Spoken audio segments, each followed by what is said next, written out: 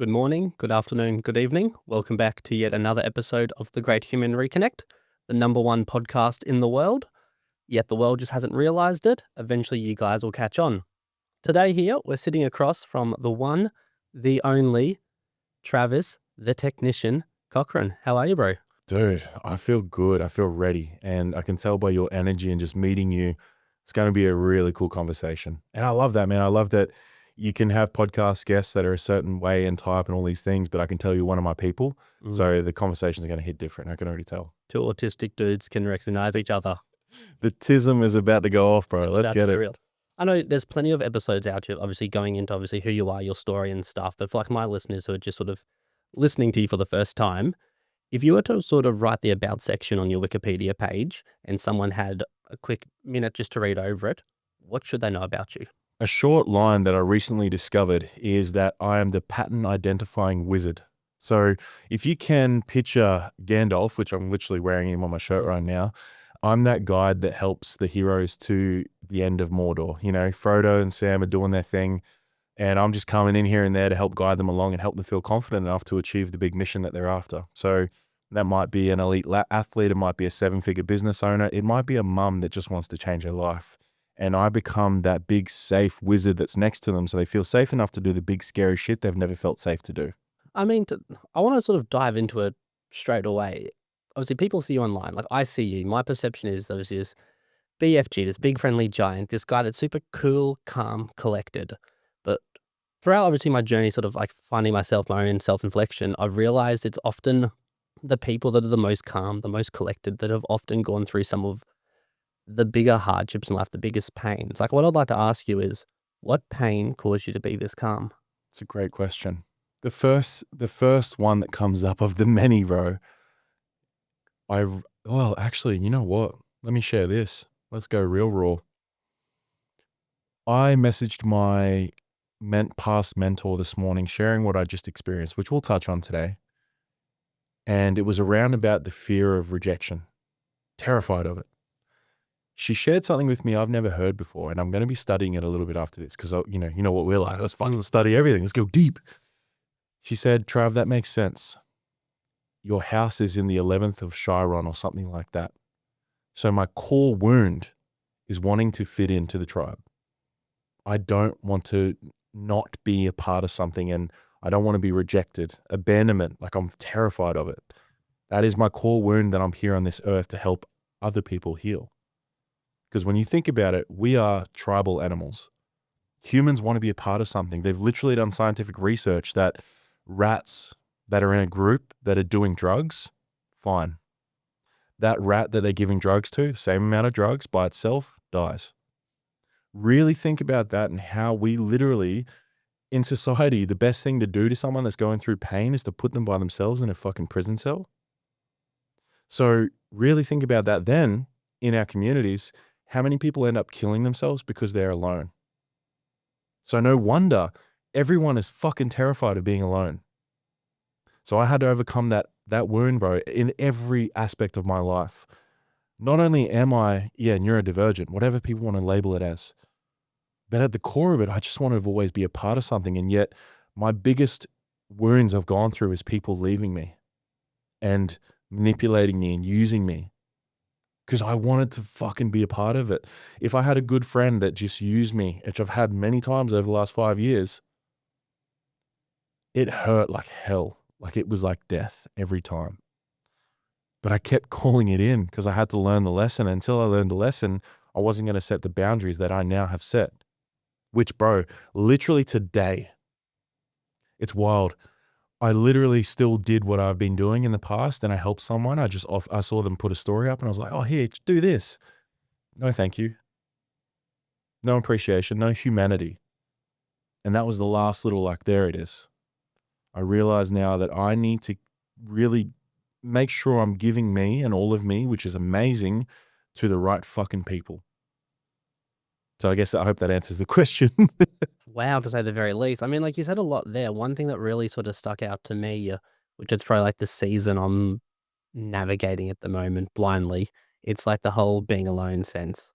And first of all, like, have you fully overcome and like come to terms with and conquered that feeling It's a hard feeling to describe, like, I don't know how to put it into words. The best way I can describe it, it's probably the most sinister and most fucked up way that I can describe it. I was in Sydney on the weekend, did some podcasts and stuff. Everything, like, fundamentally on paper looked right, like, this is all still new, but it's like I'm still progressing towards things. But I felt so alone, felt like there was no sort of, like, support system around me, and a lot of, like, the dark thoughts is, like, I feel so much, like, social sort of appreciation, but, like, internally, I feel like I'm the most lost I've ever been, and it's then I don't know how to say this without, like, it coming across too bad. Like, for the longest time, with the beliefs I had, like, rewired into me, things around, as you mentioned, like, men killing themselves, people killing themselves and stuff. It was something I was just like, I never understood. It's like now I'm in this period of truly actually being alone for the first time. Not that I would do any of that, but it's like I sat there, I called a friend and I'm like, I finally understand why people do this. For the longest time, I'm like, why the hell would you do it? I thought it was such a selfish decision and stuff. And yeah, being so lonely on this journey, it's figuring out like, wow, I've come to a place where it's like I can finally understand being so alone for such a long period of time, not feeling like you have anywhere to go, anyone to talk to. It can be a really, really fucked up place for a lot of people. First of all, thank you for sharing that, bro. It's very vulnerable stuff. Most men won't share that. So thank you. It's actually really powerful. So I want to just acknowledge that. And what most people probably miss is that you'll never be alone if you actually be alone. No, most people don't face themselves. They're happy to face everyone else's caves, and yet they can't turn around and shine a light down their own. You know, it's like the scariest cave on earth is your own. Like I see all these big, tough men, these football players, these guys that I know that are strong, masculine men, and yet they can't talk about their feelings. They can't talk about what they've been through. Fuck that. Do you know how many mates I've triggered just by showing up and do what I do? They don't want anything to do with me because I literally reflect everything they haven't faced. I have faced myself, bro, every single day for like 8 years now. It has been hard. And coming from a place of, without going too deep into it, I've absolutely been in that place of depression because of that decision I made around football. You know, that was my life's purpose, what I thought. And yet I just threw it all away, which I now know literally of this morning why. I thought it was anxiety and just a shy kid and I hated football. No, listener, you will be prepared for something awesome. But anyway, yeah, bro, I've literally been to the point of suicide. I went to drive my car into a tree, funnily enough, after a car yard salesman job. That's what triggered it. Just up here up literally 15 minutes up the road. And because I'd felt so useless after football, I was trying these different jobs, working at IGA. Like imagine that. You're a Broncos player. No, you're not. You're working at your local IGA. My self-worth, 0. My comparison, 1,000. All my mates, I had best mates go and play at the Broncos. I had mates going to university. I had mates who already finished trades, making shitloads of money. Fuck, dude, I could barely buy a car. I could barely survive. I lived with my parents. I moved back home. And luckily enough, I was only just talking to her this morning because she listened to my podcast, which was really cool. My ex-fiance. Yeah. So I was engaged by the time I was 26. Shout out to Gracie. We're still good mates. And she helped me through everything, bro. Like she was just my rock through those moments of like not wanting to be on this earth anymore. She challenged me. She pushed me. She made me move. You know, my mate at the time who had moved up to Mackay, I went up there to support him, Tice. And being around those people, they helped pull me through.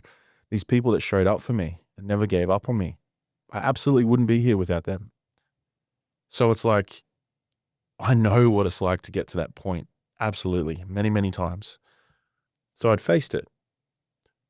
But the biggest thing that I've done very recently in these last few years, and especially, dude, even a month ago, I knew, and my body screamed at me, and this is the intuition. This is the intuition. Once you really connect to yourself, you can heal what you need, what your body needs to heal and move and transform. Only a month ago, I went to catch up with a mate, a client, and his girlfriend.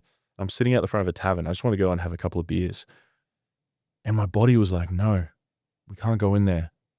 We can't go talk to people we know, and we just don't want to. And I sat in the car and I was like, what the fuck is this?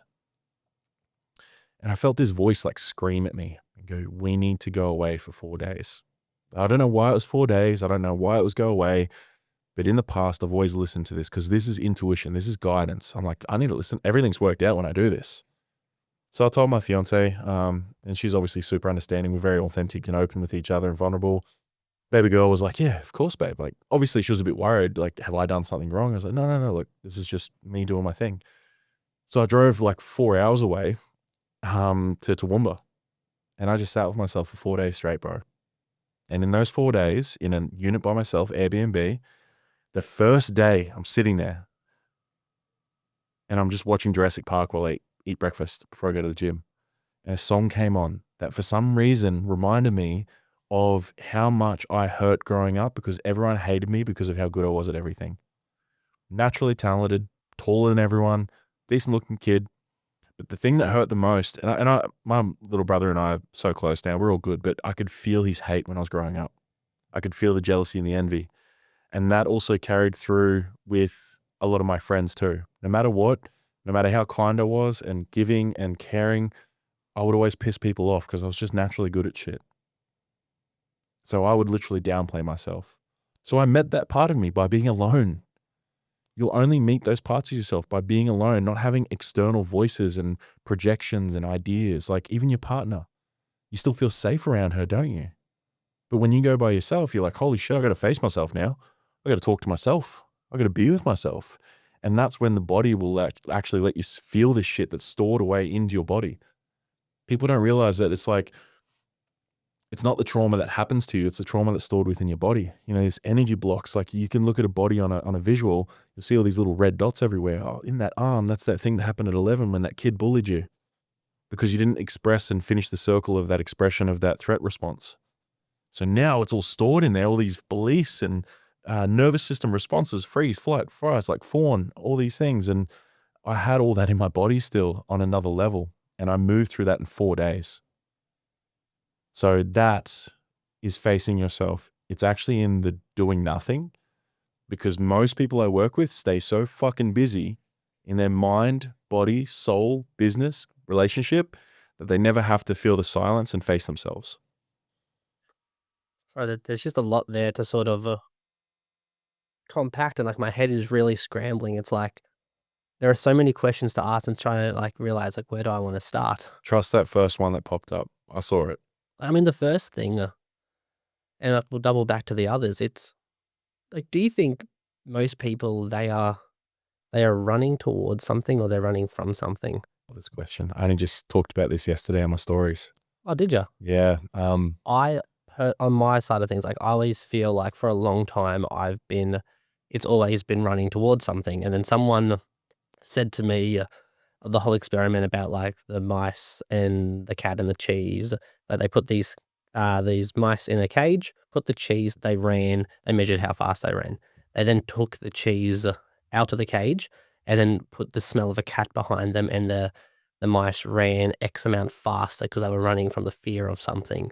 And it's like now, because it's a scary thing, the more I've been in my thoughts, the more I posted my first ever solo podcast the other night. I went to Mooloolaba Beach at 3:30 in the morning. It was not what I thought my first solo podcast would be. I had plans of this being massive, awesome, 2-3 hour long thing, but it ended up being a 24-minute thing, and it makes no sense. Like it's terrible. I'm stuttering, but it's like just me sitting there trying to like in live action be like, here's like the thoughts I'm thinking. I've got like, the problem is the more I sit by myself, the more questions I have. And then the more questions I have, the more questions I need answers to. Then the more answers I need, the more anxious I get because there's too many answers and it's like I don't understand it. And it's like the more you look into things, I then just keep overlooking. So then I've taken what I've heard here and it's like, okay, for a long time, I think I'm running towards whatever it might be, like the dreams, the aspirations. But it's like, what am now trying to actually look back and realize, what am I actually running from that I might not even like be realizing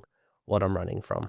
Yeah, this is beautiful, bro. And congrats on doing that because those solo eps, I fucking hate doing them. Yeah. The kids, I'm a responder, you know, I'm great with guests. And because I don't know if you would have seen my reel I did the other week where I was like, sometimes I walk around and I go, I know nothing. Like I'm a proper idiot.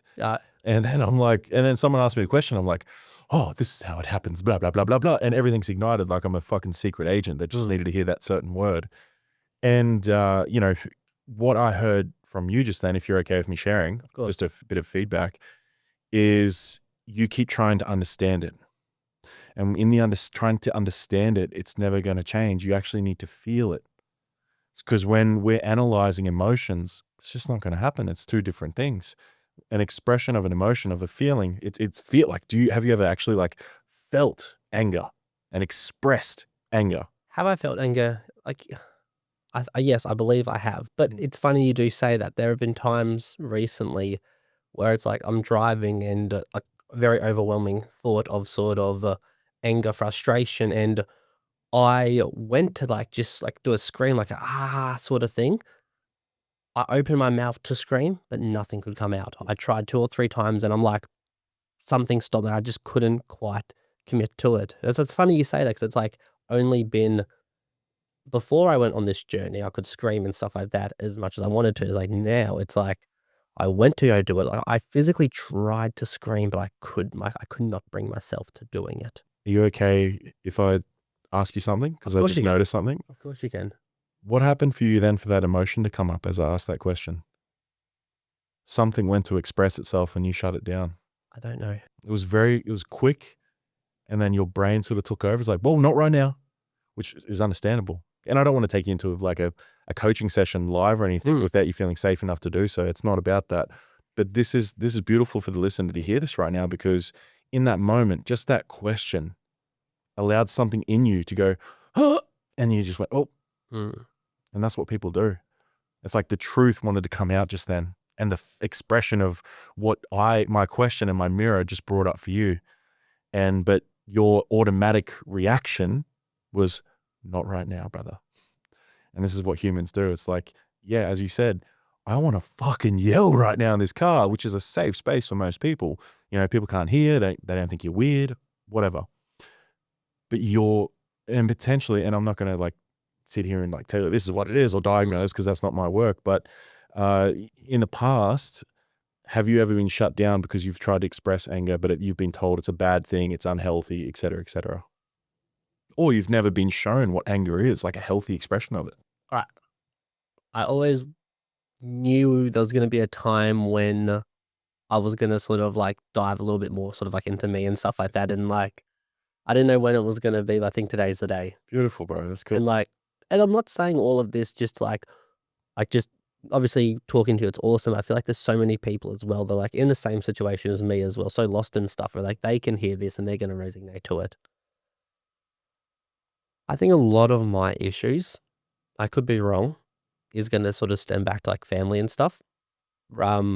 Relationship with father and stuff. Even though we're blood, we are completely chalk and cheese.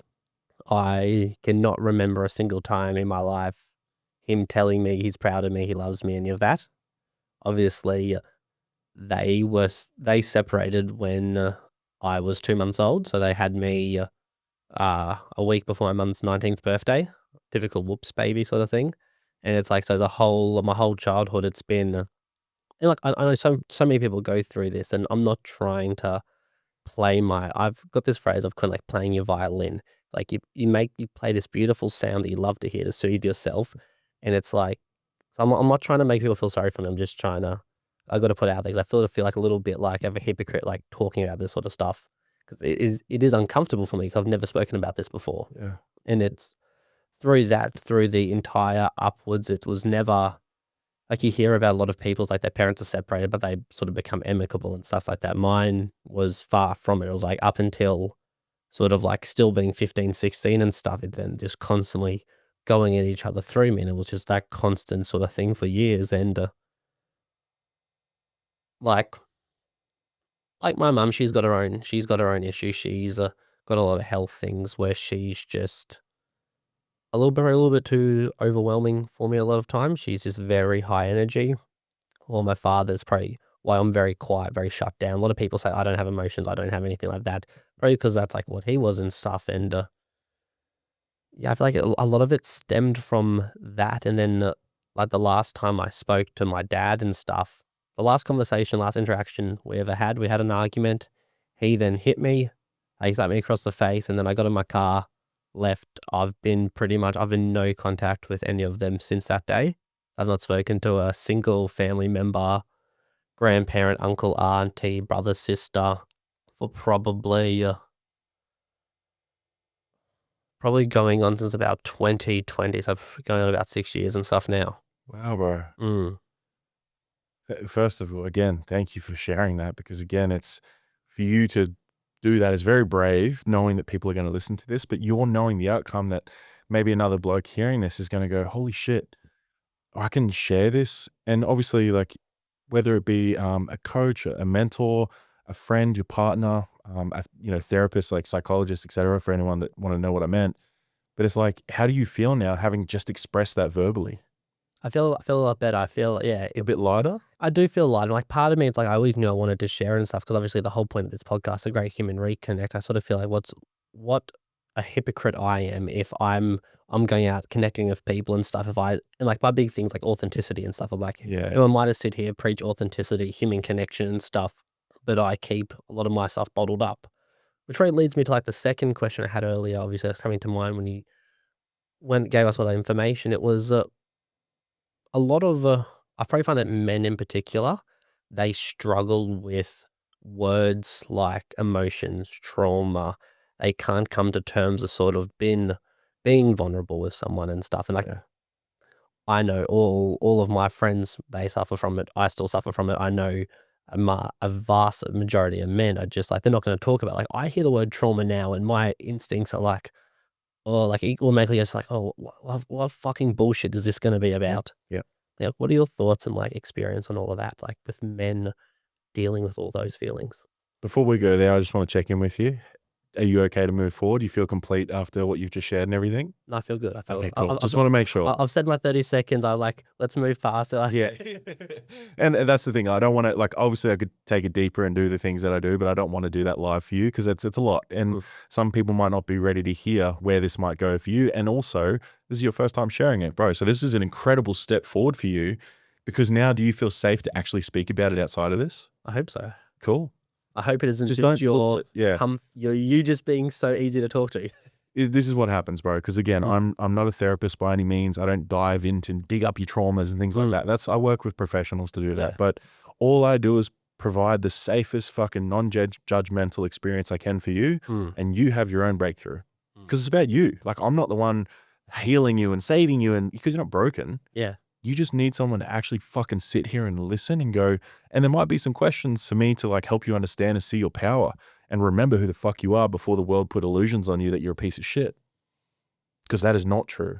But the thing is, we lose that innocence. And there's a really beautiful video I can send you. I show a lot of my male clients. It's from a book that Lockie, one of my best mates, Lockie Mitchell, it's Iron John. And it's an old story of that, like, coming of age, the hero's journey, the rites of passage. And they talk about losing that innocence at the age of 8. So it's like the unconscious mind is built from 0 to 7 or 8, and then so on and so forth. And around about that, 7 or 8, it's like we lose that innocence. And in the story, he talks about, it's like, the golden snitch. Yep. Like, we're trying to find that again and find that innocence. Where'd that childlike innocence go? When did we become so negative and worried about shit and like money and bills, and we stop having fun, So I can send you that to see this and see how that plays out and why we feel the way we do, especially as men. Because again, we don't understand any of that stuff. And to answer your question about, like, I guess what most people experience when people are talking about trauma and all this other stuff, it's very heavy. It's a lot. It's a lot for someone that's never really experienced it. You kind of go, oh fuck, I'm not ready to listen to that or hear that. So I think the way that I do things so well is that I'm like a bridge of consciousness. I'm a bridge of, hey, I know this stuff's really hectic and heavy. Let me bring a little bit of lightness to it, a bit of playfulness to it, and images and visuals and metaphors that allow it to land when you're not having to face this deep, dark shit that's a bit too much for a lot of people's nervous system to handle just yet. And I just let you sort of gradually come in, and eventually you're like, oh, you know what? This journey's not so scary. Kind of like Frodo. He starts to believe himself a bit more. He's like, oh, fuck, I've got this. Gandalf said I've got this. This is cool. So yeah, bro, I think the way that a lot of this stuff's presented sometimes, it's just so heavy and it's just dark, and it's like, which it is, some people go through some horrible things, and I have so much sympathy for them. But, I respect this game, well, not this game, this the space so much in helping people, I'm always trying to level up. So I'm still understanding where my scope of practice is and understanding I don't want to step over the lines. I want to be like, hey, because I have had professionals call me out before, you know, as a life coach, you cop a lot of shit, which I can understand. There's a lot of coaches that are fucking doing some horrible things and some, you know, dangerous things. I would like to think that I'm always leveling up, doing what I can to learn what I can about trauma and all this other stuff. But I also want to come back to present and come from a different place, a place of patterns, a place of being a mirror for like those things that are actually holding you back, and not having to dive deep into inner child healing and things like that, but allow you to, you know, feel powerful in yourself to move forward. Before we sort of like obviously dive in, because I've got 101,000 questions I could ask you. I'm not gonna have time to sort of ask them all and stuff because but there's so much value in like someone like yourself. I watch your content. I enjoy it. Thanks, bro. The only thing I sort of had planned in my head coming in here, I was on Instagram the other day, heard this like little poem and stuff. I don't know why the first thing that came to mind was I'm gonna save this for the podcast with you. I'm like, I feel like this is something if anyone was to sort of maybe enjoy it as much as I would, it might be you. So I'm gonna share this thing with you. You may love it, you may hate it. I shared it to a friend this morning. He hated it. Interesting. So it's Did he give you feedback on why he hated it? yes, Actually, tell me that after. but I do not know how to achieve something through self-love. I only know how to achieve something through through obsession and self-brutalization. But going to that place of whiplash, going to that place of black swan, going to that place of just pure cold-hearted obsession towards what you're doing takes something from you. It takes a piece of your soul that you will not get back. And I'm tired of thinking it is selfish to put self-love above my goals. I don't know why I think that. I don't know why I think that I can build a building on a faulty foundation. That I think run as fast as I can, and if I don't also pick myself up in the process, I am dragging my feet through the mud, then wondering why everything feels so heavy. I am beating myself up, then wondering why I am bloody. I am a walking contradiction of someone who says they wish to love themselves, and then does nothing in their power to actually prove that actually is the truth. Buzz. Holy dooly. So first, his feedback, I'd love to know. I don't think his feedback's very valid. Mhm. He is, I'll say it, and like, I'm not going to out it like who he is and stuff like that, but it was, I didn't realize I'd showed him, like, I shared like the reel with him the other day. His first thought was that he instantly thought less of it because it came from a woman.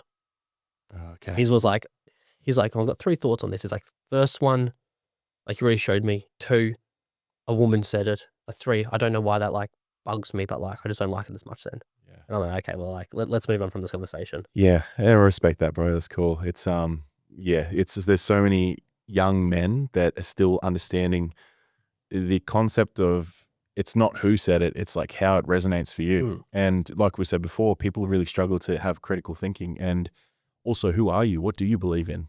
And really letting it, because a lot of young men right now are being, I guess, influenced by probably the wrong men, Mm. the wrong ideologies. It's like, hey, we want to stand up for women, man. Mm. Like we want to empower them and be like, fuck, like we can protect you if you need, but also you're powerful enough to protect yourself. And that equality aspect of like, there's so many, what I hear this morning, it said, everyone's trying to make an enemy rather than make a difference. And that fucking hit. I was like, man, yeah, everyone's always like, it's the left and the right, it's this or that, it's men or women, it's feminist, it's, Yeah. you know, the patriarchy, the matriarch, and it's everything. It's always fucking against each other. Yeah. But yet no one's actually doing something that's going to change. And the thing is, you change yourself, you change everything else. 100%. The internal things that you shift, your external world changes. Yeah. So there's these people that are trying to lobby against all these different, you know, legal things and like politics, etc. I'm starting to really get into it now because I never really cared because I was like, fuck, it's boring. But now I'm like, oh, it's affecting everyone. I probably should, as a person with a voice, start to stand up a bit more, but understand it first enough to do that. But the thing is, people are trying to find something externally in that rather than find something in themselves and become stable, foundational, be strong in themselves to then make change. You're not going to do shit if your own life's unstable, if you're not making money, if you're not living, if your relationship's cooked, if you're not solid, you're not going to really make much change. It's just noise. It's just more violence and angriness that does fuck all. So I'm all for standing up for what's right. But what are you going to stand on if you have no fucking foundation? 100%. It's just weak. It just has no resonance or essence to it. Like I actually teach a lot of male clients of mine how to speak properly. Like I've learned how to project my voice being a podcaster, but also I've gone through these masculine roars where you will face off against me as if I'm your father and you're going to tell me everything you haven't said to me before, which we can probably do this one day if you're open to it. But like I used to run these big men's retreats with Heart-Led Warriors with a mate of mine that I started it with, and people would see it and videos, and you get millions of comments on TikTok like, what is this bullshit? Who are these faggots? Like men will do anything but therapy, and all these comments and like these projections of like, this is scary, so I'm going to hate this. Same thing with your mate. He doesn't understand it. It doesn't feel safe to him. So he'd rather reject it than be open to the nuance of it. So what I'd love to actually come back to is when you ask me, you know, are most people running away from or to something? Yeah. The example I'll give you is exactly yesterday. I've got a female client of mine who, for most of her young life, until she moved out of home, her mum called her disgusting every day. So in her mind, for the rest of her life, she's in her 30s now, she's a mother. She's literally trying to prove to the world that she's not. So how do you do that? You overgive. You try to make everyone think that you're okay by posting all these different, you know, pretty pictures and stuff like that. And, hey guys, I'm okay. Look at me. I'm good. You can't charge what you want to charge in your business because you don't want anyone to hate you. Yeah. Because then you're disgusting. If, you know, I'm disgusting. I need to do everything to make everyone happy. I helped her face that monster by making her do nothing. She was constantly trying to fucking fix it. Do more breath work, do more journaling. And this is what the self-development world's become. It's like, you got to do stuff to fix. No, you're not. First of all, you're not fixing shit. You just need to face it. You need to feel safe enough to actually turn around and face that monster that's been running after you.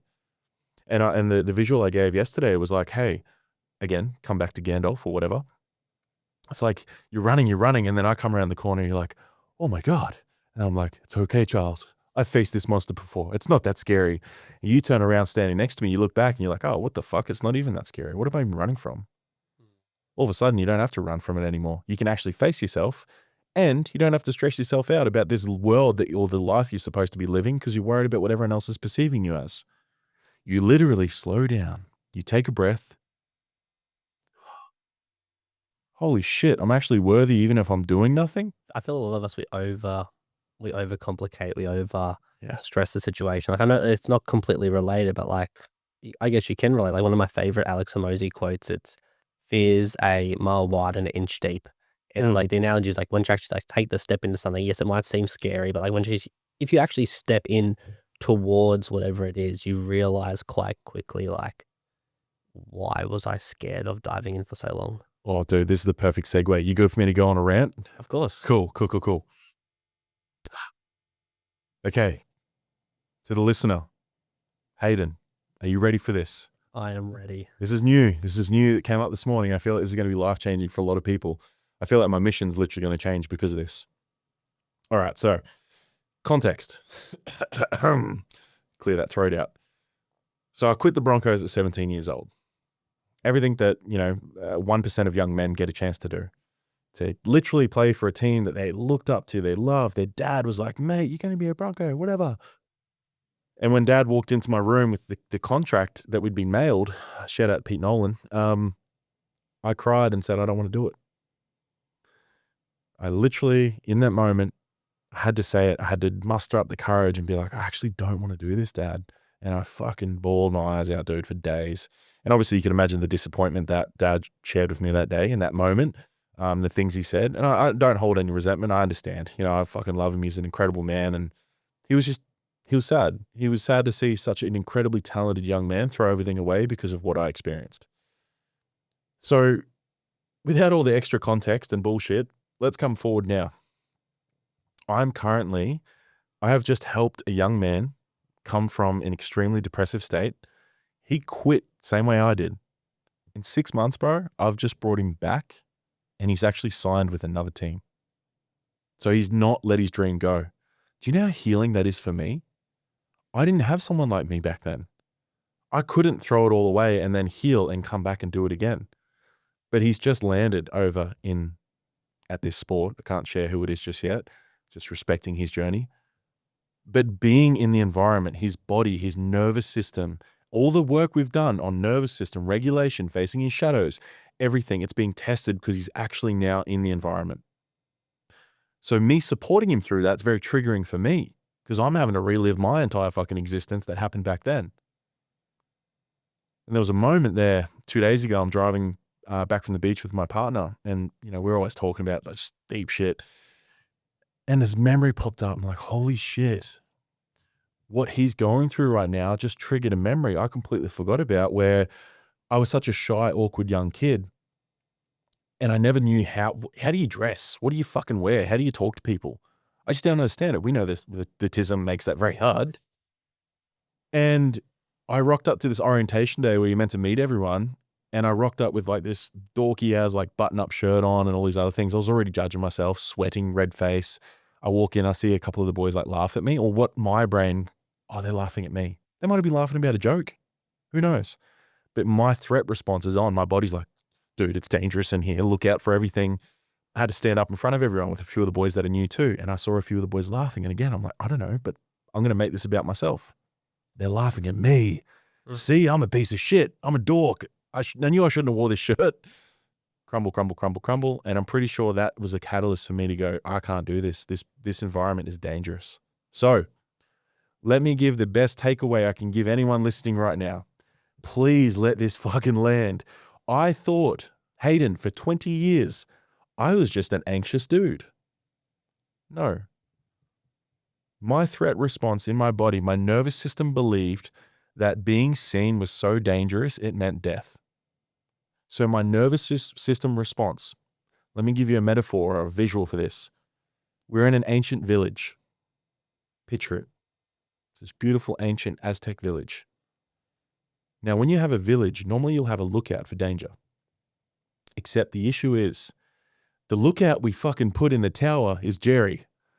And he's traumatized. He's anxious as fuck. He thinks that any bit of grass that moves, that's a tiger. Guys, holy shit, it's a tiger. Run. The chief comes up. He's like, Jerry, what are you doing, bro? It's a fucking rabbit. He's like, oh, I'm so sorry, chief. I've been through this before. It was the tiger. That time it attacked. He's like, mate, it's good. We're fine. You're good. It's not. And I've just realized in this moment this morning in the car on the way to you, bro, this analogy and the way my body has responded my entire life is that it was never anxiety. Anxiety is the symptom. It's the surface level symptom. The actual core root is that everything I fucking did was going to be judged. If I get judged and seen and I get rejected, I die. So everything I did, bro, every day, and I knew this was going to be raw because I'm fucking in it. I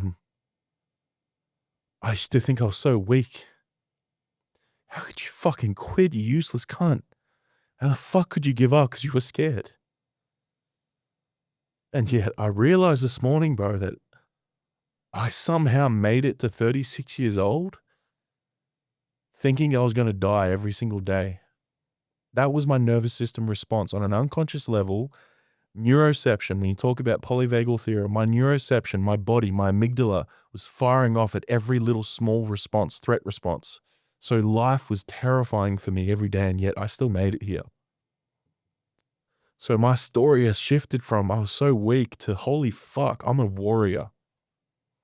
I've showed up every day through that threat response of like, holy shit, it's a tiger. And yet I still got out of bed. I still fucking did things that terrified me.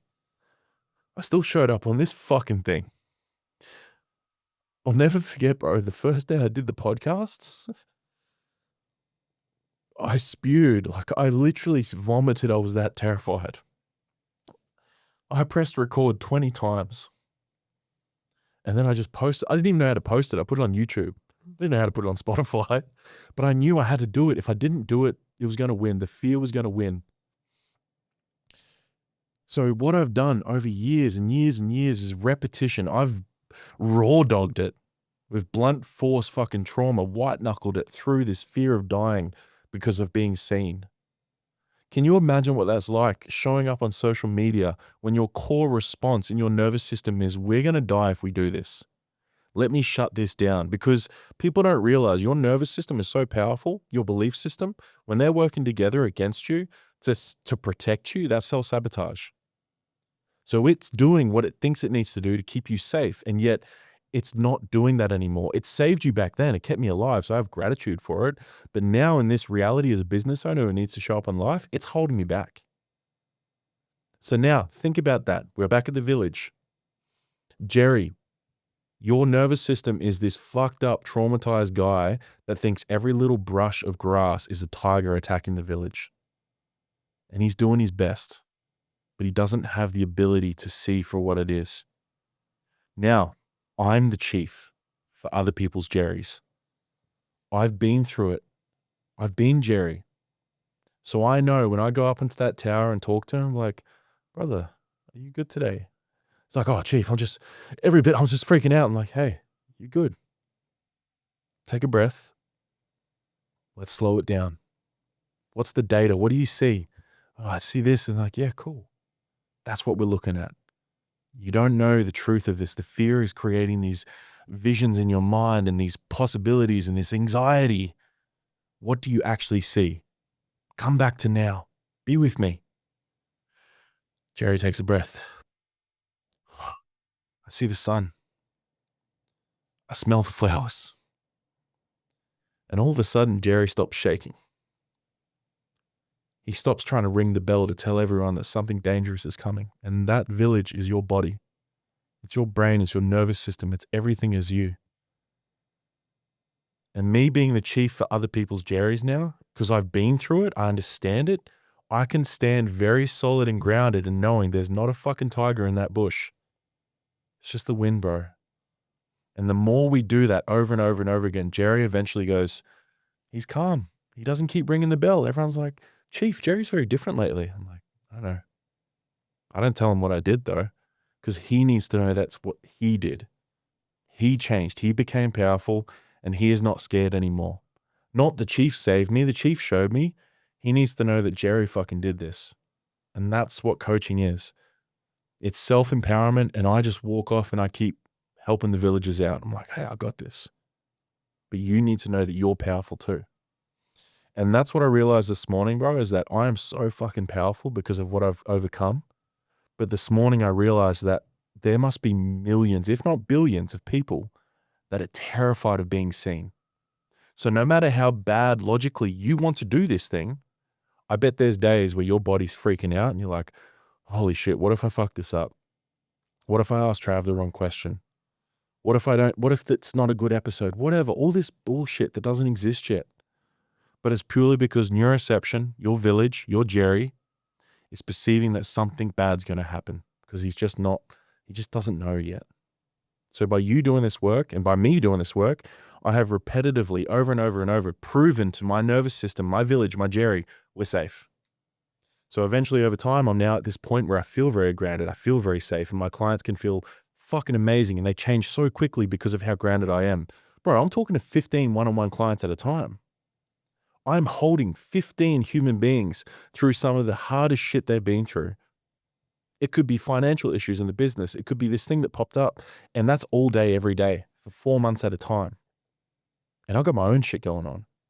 This shit's nearly killed me.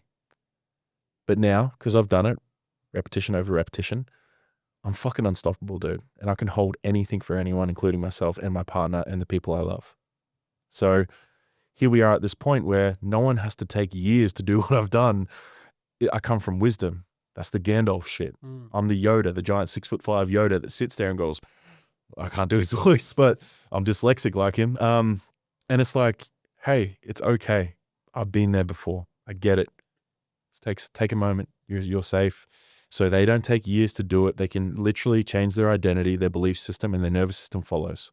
So after we finish our rewire, which is, now it's 90 days, because I realize I only need like 3 months to help someone. Afterwards, bro, their nervous system just catches up to the identity shift. The nervous system's like, oh, charging this worth this amount of money actually feels safe in my body now, because nervous system, money, it's related, but we won't go into that. I think my ramble's done for now. And I think, well, I hope that part just then really helps whoever's listening right now, because I think this is going to be the key for so many fucking people. That story was fucking beautiful. And I think, yeah, I think it is going to help because I feel like me listening to that, and like I imagine so many people listening to that would be, it's the relatability. Like, if I'm to relate it back to myself, it's like hearing you say that, it was then sort of, I was listening to it as like you mentioned, like the mirror, like I was listening to you say, but I was like looking back at myself and being like, what have, How does this show up for me, sort of thing? 'cause I've been on this massive journey of like self-inflection, figuring out, like trying to like unfuck all my shit, as I try and call it, trying to figure out like where I actually stand on stuff. And it was like, yes, like obviously the differences to it, like with the podcast and stuff, once I decided I was going to do it again, it was a scary thing because I was the guy that I never posted myself on social media. I maybe had 2 posts up and hadn't posted anything for like 2 years. And it was like, I was uncomfortable putting my face on camera because I'm like, I don't like how I look. I don't like how I sound, all the voices. Once I finally decided I'm going to do it, it's like, okay, like it's scary to do. I had to like literally decide I'm going to do it next day, do my first podcast with my best mate. I'm like, I need to do it. That's good. Yeah. And then I found myself, and I still do it, and it pisses me it pisses me off so much. I still do it. It's like I can't help but do it. I'm posting it and stuff. Like when I'm doing stuff, I am constantly talking down to myself as like a mechanism for, it's like if I think it's so shit, if I'm making note of like the stuff I'm not liking, then no one else can make fun of it because at least I'm acknowledging it. It makes me feel more comfortable. If I'm like, oh, guys, like this here's shit. Or if I'm talking to someone, like I'm like very nervous, very unsure of myself. And like, I really fucking hate that I do it, but I can't help but do it. And it's like realizing yeah, it's like going from not putting yourself out there to now putting yourself out there. And I'm very much tried to overcompensate that by like posting myself so much out there that it's just like, oh, I don't even know what I'm putting out. But it's like in my head, I'm like, I'm scared of it. So if I just do more and more and more of it, and I honestly did not think I'd use this example again because it's a really messed up, twisted example. I've mentioned it They're a the couple best of. examples, bro. It's super autistic. The last guest, when I said it, he just looked at me and started laughing. Like with the whole like posting like the content, putting yourself out there, like the analogy I use for anyone that's sort of a little bit scared, a little bit worried about like what it might look like, I use a jerking off analogy. It's like me, it's like if I'm in here jerking off, I'm stroking hard, whatever it might be, you walk in and stuff. If I stop jerking off, I'm instantly the one that's in the wrong. Yep. But if you stay there, I keep jerking off, I start going hard or whatever it might be. Eventually you leave the room, you start feeling like you're not going to then doubt me. You're going to feel uncomfortable. I'm not going to be the weird one. You're going to feel like the weird one. Yeah. So it's like, if you just start doing something, like you just got to keep doing it. That's my whole thing. Is like, keep showing up, keep doing it. If I keep going long enough, like I only look stupid if I stop jerking off. That's like Jerk off with confidence. 100%. Like it's weird, but like, that's like, Look him in the eyes. it's like that. And like, as you were talking about that, it's like, I feel, yeah, a lot of men, it's very much, I speak about men, like obviously being a man and stuff, like all my friends of men and stuff like that, just knowing the difficulties that they go through, like just that self-belief, self-confidence, or that being really lost, being very vulnerable. And it's inspiring. Like, this is my big question I'd like to ask you. I've probably asked this to most guests, all on different topics and stuff, because it's like, I think it's a big question I'm struggling to try and understand. It's like, it's the one I'm looking for the answer the most. It's what dictates someone actually making a change, not just saying they're going to making a change, maybe for a week or so, then reversing back to the old ways, but them actually deciding and then not looking back, actually moving forward. Because like, there's so many experiences in my life. Like I've had car accidents, which on paper should have killed me. I remember laying there on the side of the road thinking I was about to die, being like, if I make it out of this, like I'm going to change my life around. I'm going to do everything I wanted to do. Flash forward 3 weeks, I'm recovered, everything like that. I'm doing the same fucking bullshit, not making any change. And then, because it's hard, like people are like the whole concept of rock bottom and stuff. So many people are like, it takes hitting rock bottom to make a change. And I'm like, yes, it does. But like, unfortunately, it takes people so many rock bottoms. And it's like, I'm trying to come to terms with for myself as well to realize, like, how am I gonna make that final bounce back? It's like, in your experience, a lot of rambling there. It's like, what do you Let's go, think, bro. There's a like, lot in what this. actually dictates someone saying they're gonna make change to actually making that fucking change and sticking to it? Oof. I love this. And I'll circle back to it, but I just want to touch on something you said. A lot of men, especially, if you play yourself down, that gives you a certain amount of control over the narrative that may be projected upon you. Yeah. If I say I'm a useless piece of shit and someone else says it, then I've already said it. It's like the 8 Mile method. You know, Eminem in the movie, he's talking shit about himself before the other guy can. Yeah. And in a way, that was kind of healthy for him to do that because he's like, I own my shit. I'm authentic. I'm real. I'm raw. I don't give a fuck what you say. Whereas yours is more of a control mechanism of like, if I say this first, no one else can say it, and then I don't have to feel bad about myself. 100%. I don't have to face the shit that they're going to say. And it's like, also from my experience and just where I see it, we grew up in a country where if you are out there and confident, people pull you down anyway. It's like, oh, you love yourself. Of course I fucking do. Of course I do. Who else is going to? If I don't love myself, no one else is going to. Yeah. Well, that's not true. My partner loves me if I don't love myself. But Mm. yeah, I think there's a big thing I could go down that. But let me answer your question. It's real change happens when it's the unconscious has changed, bro, because the unconscious is like 90% of us. Now, for anyone that doesn't understand that concept, totally understandable because it's quite rare. A lot of people hear this stuff. But it's like the subconscious and the unconscious and, you know, the conscious mind, the prefrontal cortex of me right now moving my hands, that's conscious movement. But the unconscious, they're the hidden parts of us, the memories, the automatic responses. They're what you're going to do always unless you face them and change them. That's why my work is so like deep because I'm catching your patterns. I'm seeing your bullshit and I'm calling it out. I'm making you do something different. But if you don't have someone to keep you accountable and see it, you're just going to keep doing it. Because it's your habit. It's who you are. Sorry, it's different. So habits are something you do, but identity is something you be. So if you're still, what's the best metaphor? Let's go. If you're a mower man that tries to become a diesel fitter, you can't really be a diesel fitter unless you become a diesel fitter. You're going to try to be a diesel fitter and do the shit that you've seen them do. And after a couple of weeks, you're like, I got no fucking clue what I'm doing. Yeah, because you haven't actually taken the time to go and learn how to be that. So people try to be confident without actually looking at the underlying sources of why they're not confident.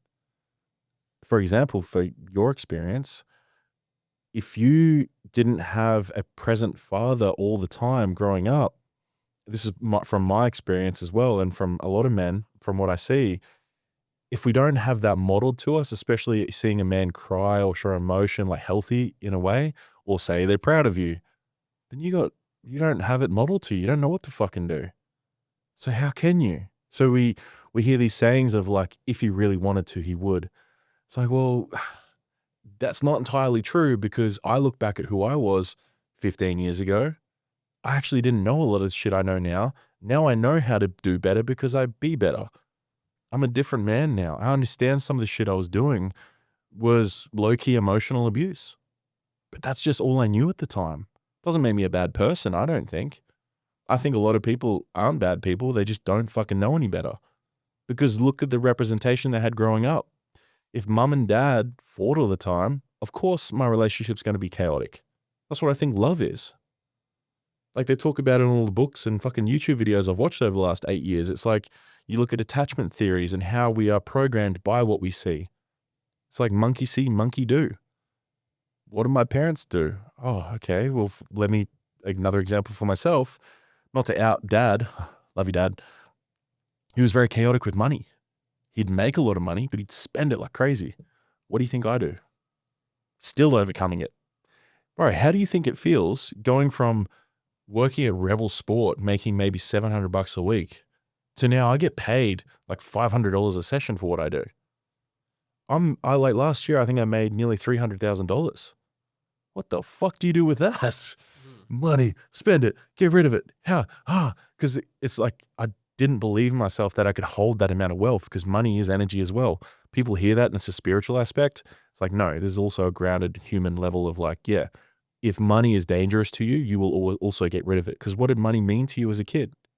If money meant that dad wasn't around all the time because he was always working, trying to make money and pay the bills, well, part of you is probably going to believe then, well, that was the cause of all my issues as a kid. I don't want money.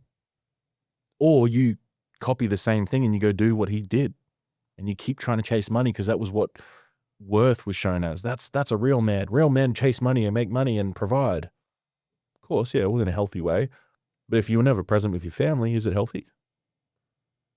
So again, not to say right or wrong, but just my experiences from what I've seen, and what I've been through myself, because I have faced so many of my shadows and patterns, and Lockie has called me out on plenty. I've called him out on heaps, as well. And it's a never ending journey. I'll never say that I'm healed. I'm an enlightened one. No, I'm just fucking figuring it out as I go, but I'm at a point now where I'm one step ahead of most people with this development journey. And I've got my arm out going, yo, bro, you got this. I know what it's like to be there, but hey, it's pretty cool up on this step. Come with me. And if they choose to, cool. If they don't want to, cool. I'm not going to force someone to do this shit. And if anyone's listening that's in the self-development world, please don't try to change anyone. Just do it yourself. And the ripple will be felt. People around you will be like, yeah, Hayden's starting to change. This is cool. I might start doing what he's doing. And they might just start reading books, listening to your podcast, but they won't tell you. And then eventually you'll start to see a change in them because you're doing the work yourself. And that, circling back, when real change happens, it's at a deep identity core level, the unconscious. Once that shifts, facing yourself, going down your own cave and facing those things, you start to see what the truths are. So then you can actually start to change that. I want to push a little bit deeper into it. I find this is my equivalent to the human existence question. It's can someone be taken to that point? Or I've spoken to lots of people that have been addicted to different substances. So can you grab someone by the hand, take them to that point, or do they have to be ready to actually finally make the change? I'll give you the perfect example of a client that I just finished with last night. Perfect. There's all these timings, bro. Fucking hell. Insane. So this client, he has gone from making maybe $8,000 a month in his business just over 12 months ago to now he's projected this year to make $1 million. He's got 3 employees and he's just hired his missus as admin. Now, the significance of that shift, this guy was pure chaos. Loved it because growing up, family was chaos. Now, again, I'm not going through diagnosing because that's not my job. I'm not a therapist. I just helped him see these things. I reflected back. I'm showing these patterns. I'm diagnosing in a way of not diagnosing, sorry, just as you said, the mirror. It's asking questions bro, do you realize that you do this, this, and this? And I go, oh, fuck, you're right.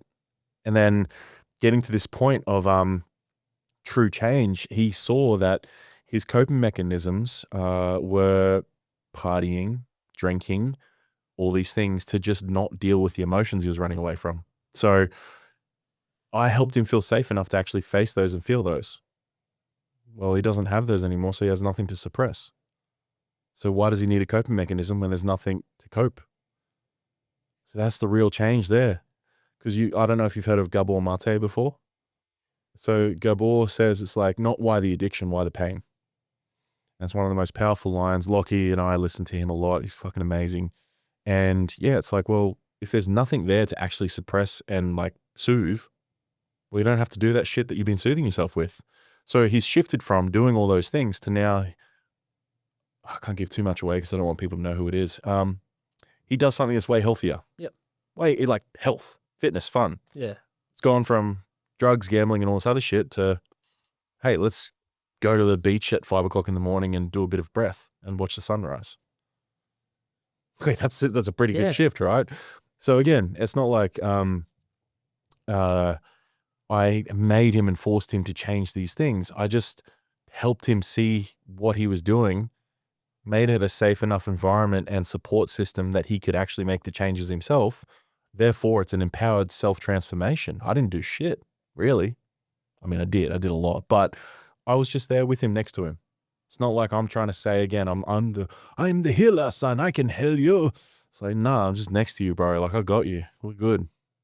And, I'm reflecting those things. I'm asking the pattern questions. I'm doing the shadow work, things like that. And where needed, I'll be hey, brother, I think you need to, while we're working together, maybe go see a therapist as well. and just work in tandem with these beautiful professionals that I think have a lot of space in here. Cause like I work with a therapist, like I've seen a psychologist and counselor and all these sort of things in the past. I'm going through the official diagnosis stage right now of the neurodivergence, like seeing a psychiatrist, hopefully in the next couple of weeks. It's hard to get in, by the way. Holy shit. So yeah, bro, like when you talk about how it happens, it's like, well, how about you help them move through that shit that they're doing it for? Because a lot of men that are doing these things of like gambling and all stuff, it's like massive bits of dopamine. A lot of them are unfulfilled in life. They're working jobs they fucking hate for 12 hours a day, probably not connected to their partners, a lot of them, because they don't know how to, for one, because they're not connected to themselves. But they also probably watch dad flog himself to death. And that's what he thinks his only worth as a man is, I got to work and make money as much as I can to look after the family, which is a beautiful thing. I have so much fucking respect for men, like blue collar men that just do the hard shit. You know, I for many years of my early life, I did that. I was digging trenches and shit for 12 hours a day. So I understand that. I've been there. I've done a lot of the stuff that I help the men with now. And when you're unfulfilled in life and you feel like you have no purpose, Jesus Christ, like it becomes dark some days because you, again, compare yourself and like, I'm unworthy as a man. I'm weak. I'm this. And then the worst part, bro, that keeps them stuck is the shame of all that. The shame can be so fucking deep that you just don't want to tell anyone. And that's what I got stuck in early. The shame created a freeze state. So I'm like, I actually can't ask anyone for help. The shame is just too deep. It's making me spiral. If I tell anyone I actually need help, that will then confirm that I am weak. Therefore, I'm a piece of shit and I'm not a real man. You said something, and I don't know if it's gonna be quite the point, but I've felt like I've just sort of had a moment where, like, something from last week and what you've just said have sort of, like, come together and clicked. Really? That's cool. I was speaking, I spoke to Scott Taylor, a human body communication language expert and stuff, and, I don't know why this just came to my mind as you were talking and stuff, obviously, about, like, what you said that clicked. It was, like, obviously, it's maybe more so, like, not necessarily, like, what you're saying to yourself. It's sort of like, it is, like, it's changing what you're saying, changing the question, changing the perspective.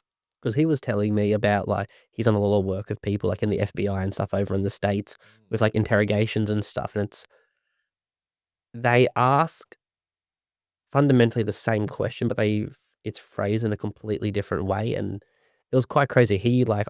Allowed him to sort of, like, do, like, the mini little expressions and, like, tell me my verbal, non-verbal cues, and at the end, after a 2-hour podcast, it was like, I got him to, like, over just off my what I'm saying, what I'm doing, like, he completely analyzed my entire life just off of the little tells and stuff, Yep. and it was how much more information they were able to get out of people, just how they, phrased it. It was like they sort of, like, mirrored the question. It wasn't a question, it became a statement, and then you talking there, it's like, is a lot of the issues then necessarily we're not asking necessarily the wrong questions, it's just sort of how we're wording it to ourselves is what is actually wrong.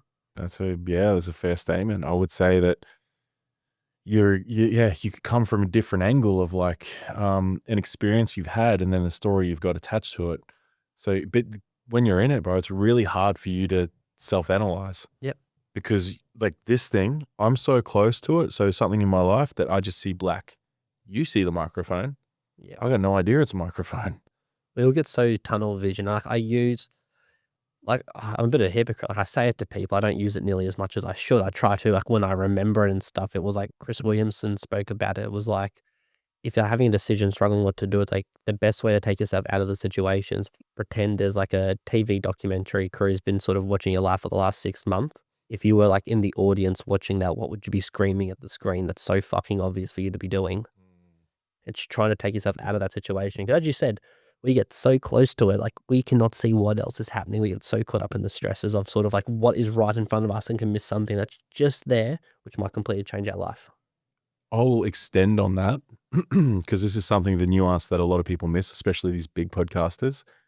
That's a great analogy, right? And you can visualize it. You can see, I think Joe Rogan's done it before too.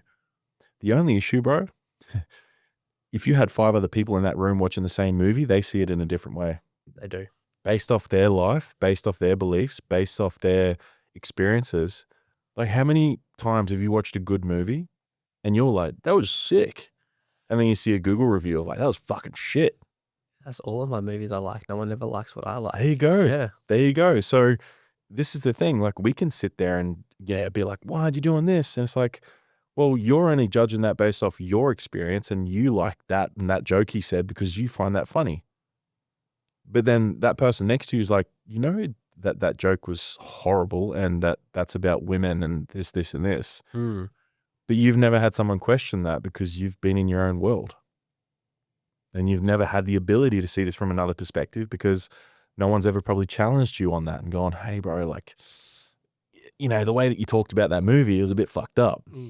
Like you saying this, it's reminded me straight to the thing. It's like the whole thing. It's like the more questions I have, the more answers. That means the more questions I have to look at this perspective. It's that. It's like the brain's now constantly thinking. Like I used to do the same it thing. gets to bro. a point where it's like you don't know what is actually the right decision to make because there's so much options. So you're like, there's this good option, this good option, this good option. Like you think they're all good options, but it's actually dictating like, okay, what action's good, what action's not good. Like I'm a man of faith and stuff like that. And one thing I like you struggle with is like you have thoughts and stuff, and it's like not knowing whether obviously if it's the good of God, obviously the bad of the devil and stuff like that. It's like not knowing what is going to be good because obviously your good thoughts and your bad thoughts, they're both listening to you when you're saying these. So it's hard to dictate obviously whether or not what idea is actually fundamentally the right decision to make. Yeah, I love this. I'll ask a question then. Do you know the difference between objective truth and a subjective truth? I could try and ramble and sound smart, but no. Nah, cool. That's fine. So, like the ground's hard, right? Mhm. So that'd be an objective truth that everyone's like, yeah, if I fall on the ground, the concrete, it's fucking hard. Yep. But then a subjective truth, what's true for you? So these different moments that we're faced with, a lot of people go based off societal objective truths. Oh, I've heard that this is what the right thing is. Is it? Have you actually asked yourself, do you believe in that based off your values and virtues, your core beliefs? Because at the end of the day, bro, if I really take it down to the bare minute or the core rawness of it all and what I've seen and believed and experienced, I had a moment only last year where I'm sitting in my garage playing NBA 2K, drinking a beer, and for some reason also listening to a fucking podcast about magic mushrooms. Yeah. And the guy talking was like, there was a moment where this guy I loved who talks, he's an expert on neuroscience and all these things. It was like, there was a moment where the version of me that loved him dissolved and I couldn't even hear him talk anymore. And I don't know what that triggered in me, but I was already going through these existential beliefs of like, nothing's real, nothing even matters, all these things. And dude, I kid you not, in front of me, have you seen The Matrix? I haven't. Oh no. Okay. haven't. So going to it, I understand like what happens and stuff. so the code, like you understand like the Yep. code and like all that sort of stuff. So I kid you not, bro, I might've been losing maybe I was drunk. I don't know. Yeah. But it felt very real where I was like, I see the fucking Matrix right now. I see the zeros and the ones and the reality of it in the game and everything. And it's like, holy shit, nothing actually matters. Nothing's real. And I got caught in this terrifying spiral for like 15 minutes of like, what is happening? I swear to God right now, if I wanted to, I could like put my hand out like Gandalf and create $10,000 in the corner right now. And I had to call, I tried to call my partner, then I called a friend. And she just laughed at me. She's like, welcome. Because she had that happen when she was a kid. And she's very gifted in regards to like energy and spirit and those sort of things. A lot of things that people might not believe in, which is fine. But it was very real for me. And from that day, bro, I had this, again, coming back to my experience, I'm like, well, if nothing truly matters, I don't actually have to take on anything other than what I want to. But as a good man, in my views, there's a lot of really beautiful core values and virtues that I want to live by to create meaning in my life subjectively.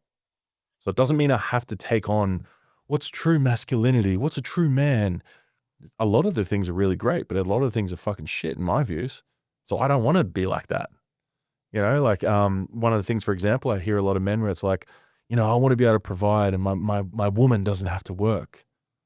Like, well, why can't my missus also have a fucking epic career that she focuses on and she loves it and she's passionate about it? My fiance is. Like, she loves being a teacher. She loves being head of department, advocating for these kids that never got advocation before that. Their parents don't care. They're incredible at music, but she's the one who doesn't even know these kids technically. showing up and giving them more love and support than their parents do because she needed it as a kid.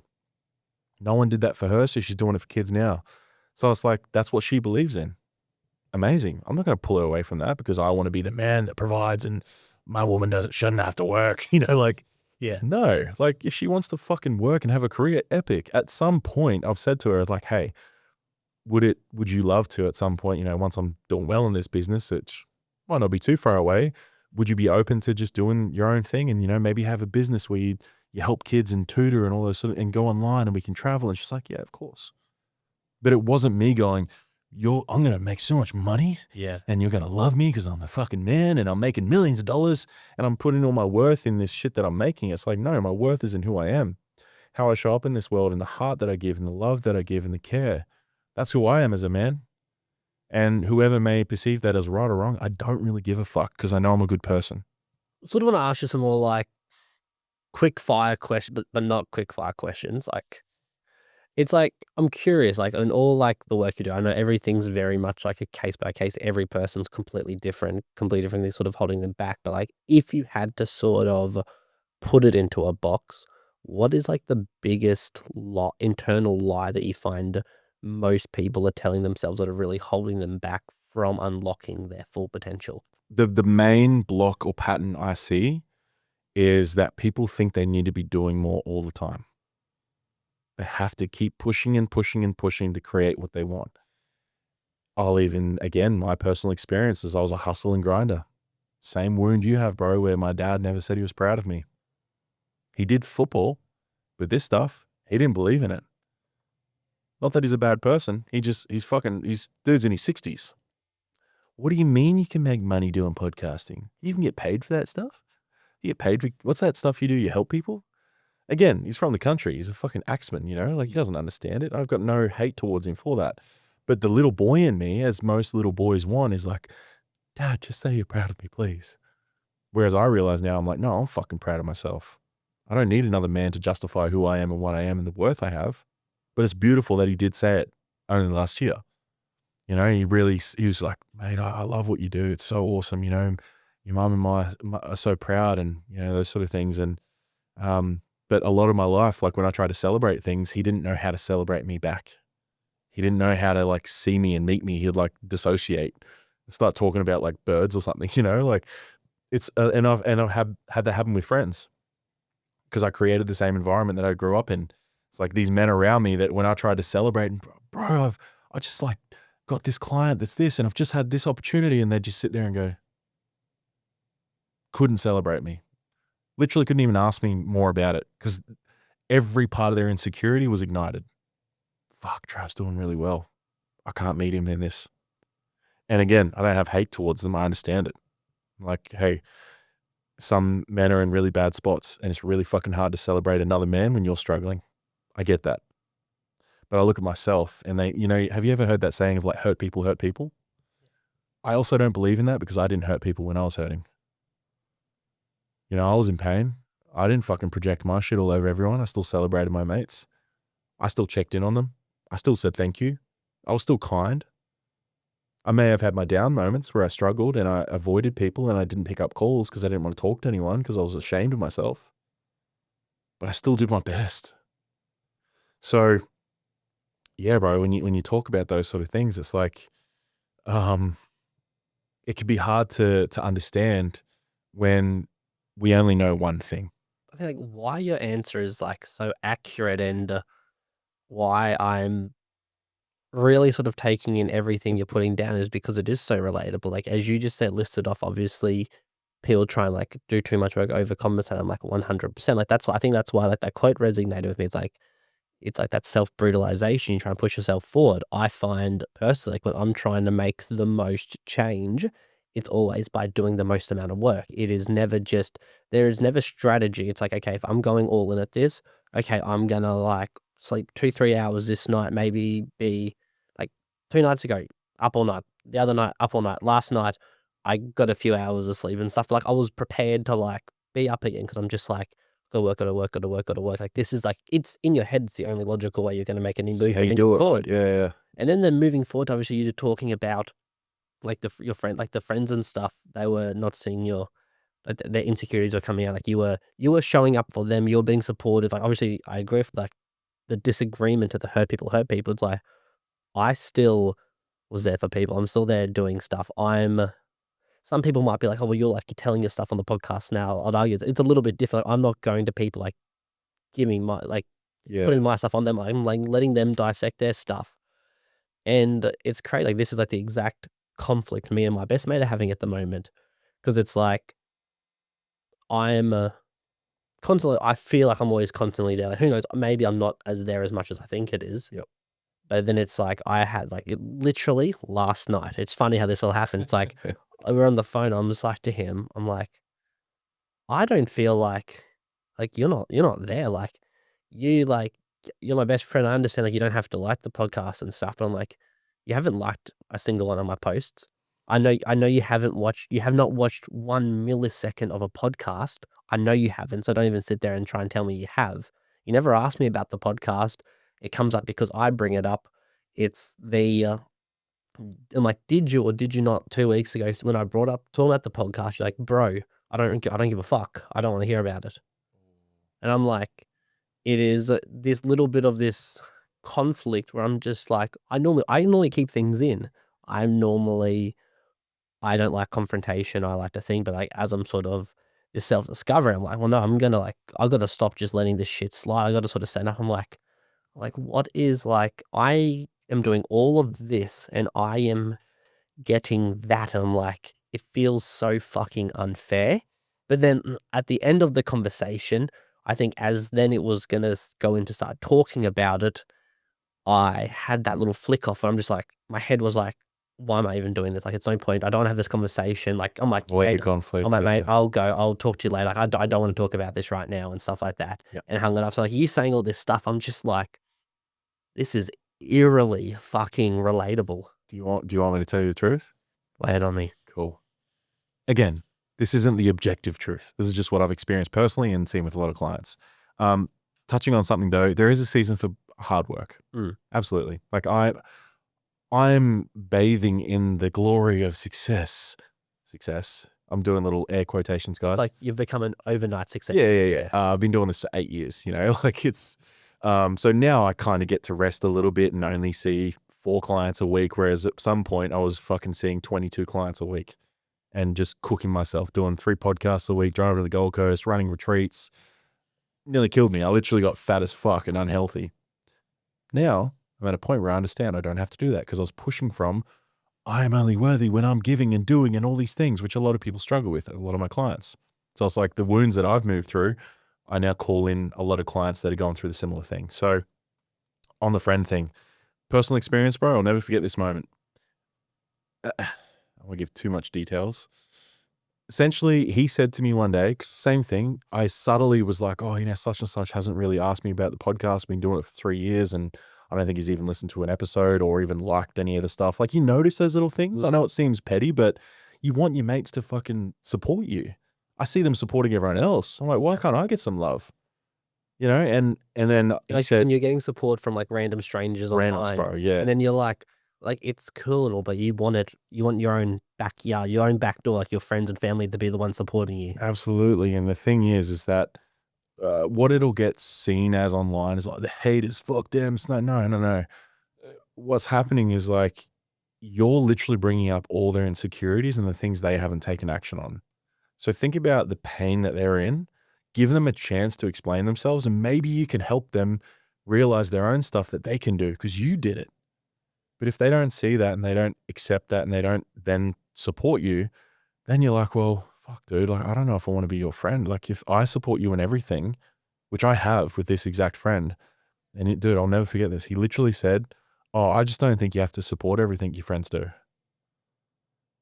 Like, what? What do you mean? Like, this is a positive thing. This is my career. Yeah. I've put everything on the fucking line to do this. I've gone through weeks at the start, I was literally selling shit on Facebook to get by. That's how broke I was. Like I had to literally go to tip shops at Budgerum and like op shops and buy things for $1 and try sell them on eBay to get by. That's how I fucking made time. I quit my job at Rebel Sport because I was hanging on, doing it casually. Like, I'll stay safe, which I recommend anyone that's wanting to start a business and stuff, please keep your job until you're doing well in it. 100%. I'm like going through the exact same thing right now. Like I've dropped everything to go all in on this, and I'm like, I probably shouldn't have. No, it's possible because I've done it. And people do it. It's just a lot more stressful. So, and I'll give you some tips, bro, on how you can do it a little bit easier too. But it's like, I was going through all this pain and I did all this shit. And yet you still can't even say congratulations or ask me about it. And then say that shit to me that you don't think you have to support me in that. Like, what? It makes no sense. So in my mind, I still gave him a chance. I've showed up and, you know, it's been, I think, a couple of years since he said that. But now I'm like, well, fuck, you're still not supporting me. You still don't even ask me about things. You don't ask me about literally anything. And you start to see it. You see the dynamics in your friendships where you've been the overgiver and people just take from you. And though, as a man and as a human and as someone that stands on their business, you go towards that stress and that conflict that you're afraid of and have the hard conversation first. Because if you don't at least bring it up, because I have brought it up a few times with multiple people and I'm like, okay, they're not fucking listening. I'm just gonna do my thing. Yeah. And no hate, nothing like that. Like I fucking love everyone to a degree. But I'm not going to waste my time on that shit. I'm going to focus on me and my partner and my dog and the people that actually show up for me, like Lockie, you know, and Sammy and these people that have literally been there through the fucking hard times, but also the high times. Because if you got friends that are only there when you're fucked and you're cooked, that's a bad sign, bro. If they can't show up when you're winning, that tells me that there's probably a little bit of envy, jealousy, and they don't want to celebrate you. Because if he celebrates you, he then confirms, Hayden's doing the thing that I know he wanted to do, and I'm doing nothing of the things that I know I want to do. So you're literally bringing up all his fears and insecurities by doing something, bro, that's hard. The biggest thing, I feel I put a little bit of extra sort of stress onto it because the bickering and stuff has only really started since I've sort of gone down this journey. Like one thing I've spoken about a few times and stuff for me, like was like self-belief and stuff like that. And like I didn't have any self-belief because what I was saying to myself constantly never held any truth because I was constantly lying to myself.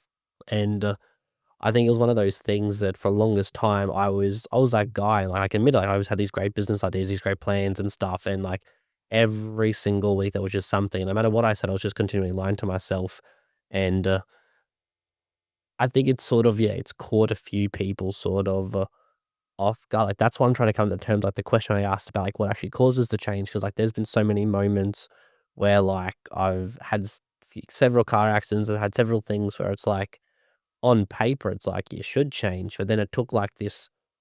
I don't even know what it took. Maybe it took like watching a 30-second Instagram reel to actually make that change. And it's like people are a little bit uncomfortable now with like what I'm doing because I'm talking about so much. Because it means so much to me. It's like even though we're not making a dollar, we're spending. It's just like as you know, you spend so much money doing this stuff, Bro. and part of me feels like. I feel like I'm a little bit like on a high horse. I've never really thought about this until now. It's like I feel like me going to him, like I feel like I'm on that high horse. It's like, oh, well, I've just done like this like real personal things. Like, who am I to then try and like be like this when it's like I've still got like all my bad problems and stuff. It's like, who am I to throw rocks at his windows when my own windows are still are like fragile and stuff broken as well. So like it's coming to terms of like I think he senses that as well. He's like, well, why are you trying to say this stuff to me? Why are you trying to do this stuff when you've got your own issues? I'm like, I completely understand that. It's completely a valid point to make, but it's like, give me like, I just feel like I want you to give me a chance to show like this change is real. Like, I'm trying to be better. No one's freaking perfect and stuff, but it's like, I'm not trying to be here, tell you how to live your life. I'm now just actually saying how I feel and it's just now, causing that little bit of conflict. He's still gonna be my brother for life. We're gonna get through and stuff, but it's just like those small little things. If that any of that even made sense. Absolutely, it did. Yeah. So even what you just did then, that weakens what you just said. Yeah. So don't ever feel like you need to say that because it's like what I've just expressed is vulnerable, and I fucking believe in it and I trust it. If it lands or not, who cares? And that'll come with repetitions. But what you just said there is really key. Again, this only happened to me like 2 months ago. I caught up with an old friend. They've known me for 20 years. They said to me, one of the key factors of what you just expressed, I don't know, Trav, I guess when I saw you start doing, and we were chatting for 2 hours, it was amazing. But then they went really real on me because I love it. I'm like, fucking tell me the truth. Like, what is it that you, like, why haven't you supported and this, and this? And they said this, Hayden, this is the key. This is really going to land for you and probably for anyone listening. They said, I guess when I first started seeing you trying to help other people, I thought, how the fuck can you help people? You're broken yourself. They only knew anxious Trav that gave up on jobs after a couple of weeks. What you just said, a million different fucking ideas and never took action. They didn't trust you. She didn't trust me. She thought this was just another fucking thing I'm going to give up at some point, but I haven't because it's been 5 years now. But I get it because their perception of me is still old Trav. Yeah. But the thing is, we had that tough conversation and guess what she does now? She listens to my podcasts. She supports me. She understands it more because in that moment, what happened was really visceral. And this is the body needs to experience this, right? I sat there for 20 minutes as she went off at me. Not went off, but like really fucking, she's very direct and I love it about her. And I just sat there and no part of me wanted to defend because I knew I'm not that person anymore. I'm the fucking man now. I'm the technician. I'm not that same dude. That same dude that, you know, is still very powerful, but I'm none of that. So I don't have to, and she saw that, she felt that. She's like, holy shit, he actually didn't reject any of that. So she could feel that I had changed. But for the last few years, she's only seen me online, on a screen. It feels performative, which I think it truly is. Like a lot of people that pick up the phone and talk and stuff, it's a little bit of a performance. It's not like me and you sitting at coffee and, you know, we're just talking like the boys. I still do my best to do that in podcasts and stuff, but there's still that little bit of performance that comes through. Maybe it's an autistic masking thing, but I think you have to speak differently online. Like Vin, the communications expert dude says, is like, Is awesome. you have to be more expressive and like, you know, this and tempo and, cause that's what keeps it fucking interesting. You can't sit there and be like, yeah, bro, the other day, Christelle was saying this stuff, you know, I was just like, no one's going to fucking care. But that's all and then the fact that we had this 3 hour conversation as just the normal me and the new me, or the realist version of me, that confirmed to her, it's like, oh, he is actually amazing at what he does and he does change people's lives. I'm going to support him now. So I at least gave her that opportunity and she gave me that respect, which now, absolutely, but they'll be friends that cannot do that because if they do, they have to admit to themselves they haven't changed. And how terrifying is that? That's scary. Because they know they've got work to do and you've done it. And you're sitting there. I've been doing this shit for 8 years, like I said. So there's mates watching me that know they need to do shit and they've done none of it. No judgment, no fucking anything from me. I want them to win. But I'm not going to stop myself because then I'm willing to do the scary shit. I mean, there's layers to obviously them, no time, me. I'm only probably 10 weeks into this journey. You're like 8 years. So obviously there's plenty of layers. Like obviously they'll evolve, I'll evolve. Yours will happen quicker though, bro, because you're getting around people like me and that guy, you know, last week. This is what the podcast did to me. Some of these people I got on the podcast became some of my closest friends. Yeah. You know, like Toddy Jarrett, who should definitely get on. He was like episode 5 or something. He, at 24, was like coaching in Stanford over in America. You know, he's one of the best identity coaches in Australia. He became my best mate. So he expedited my transformation because he's calling me on shit, showing me things and vice versa. We've grown together the last 4 years and been through some hectic shit together. And I think he's got 4 episodes with me now on my podcast. So you've seen the evolution because he was doing this deep shit like way before me. And if I had just been trying to do it by myself, then good luck. I have to raw dog it like I have been. Yeah. But then this is why my work, I fucking love it because rather than seeing someone struggle for the next 5 years, give me 90 days. I'll change your fucking life. You know, like it happens. I'm not just saying that to be some like, I'm Tony Robbins, you know, it's like, I literally do it. I see it. There's results there. You're not paying for my time. You're paying for my results. Unfortunately, I know we're running out of time. So I've got like one more topic How long's it been? to dive in. Oh shit, cool. In thinking this, I'm like, I think we're definitely gonna have to run back a couple of episodes at the very least. For sure, bro, yeah. Because a fraction of what I wanted to talk about, we've covered nothing. Perfect. But it's all usually how it goes. One thing I saw, obviously going through your profile and stuff, one thing you sort of I saw mentioned was people being addicted to being the underdog Mm. and like self-sabotage. That's one thing that I very much agree with. It's like this is my take on it. We self-sabotage because we are afraid of what happens if we actually take the leap. We are scared of jumping in and diving into the unknown, not knowing where we're going to land. Most of us have super big, large goals that we want to achieve. And the scary part about that is we deep down know that in order to have like these chasing the highest of the highs, we have to then admit that like we are then sacrificing potentially getting the lowest of the lows. Like you can't aim for up here without down the very bottom being an option. It's like people are scared to take that jump, to take the leap, because like they're afraid obviously what happens if it doesn't work out? What happens if I don't land where I want to land? Or what happens on the flip side? It's like what happens if I get there and like it gives me nothing that I thought it would ever give me? Mm. Great question, bro. I love the way you framed this. And I'll come back to what I said earlier. From my experience and what I've learned, I used to think it was self-sabotage, it's self-protection. My nervous system was technically sabotaging me because it believed if this happened, then this happens. If you're seen, you die. But it was sabotaging me so I didn't die. So how do I sabotage? I avoid doing that thing I know I've been needing to do for about 3 months. Only just happened 3 days ago. Been meaning to change my fucking landing page on my website. Had I done it? No. Because the next level of client I'm calling in now, like fucking high level athletes and $1 million business owners and coaches and stuff, part of me was still terrified to own that identity.